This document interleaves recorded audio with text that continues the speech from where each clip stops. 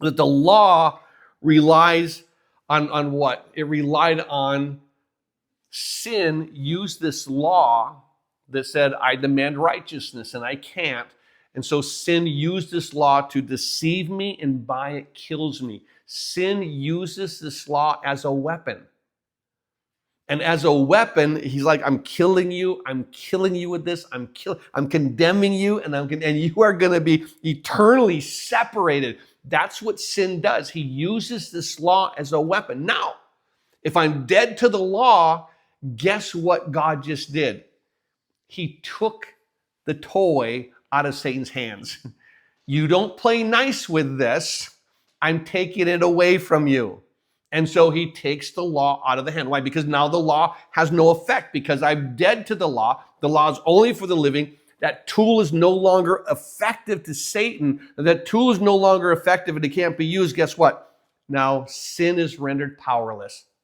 He's there in a corner pouting because he has no toy to beat me with. And that toy was effective.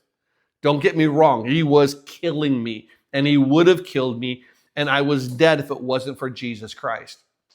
But now, because not only do I have this righteousness, and I have the Spirit, and I have the death to the law no longer has the ability to touch me, because now I have, look at what the law could not do. Verse 3, it was weak through the flesh. God did. The law could not in my flesh make righteousness. I got this righteousness from God. And so he condemns sin in the flesh.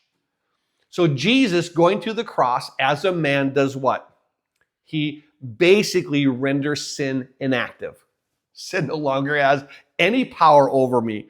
And so what's amazing is this: as sin has been disarmed, he took away the weapon, and now I'm free. What? I'm free from his power, and I'm free from his dominion, because he has no power over me.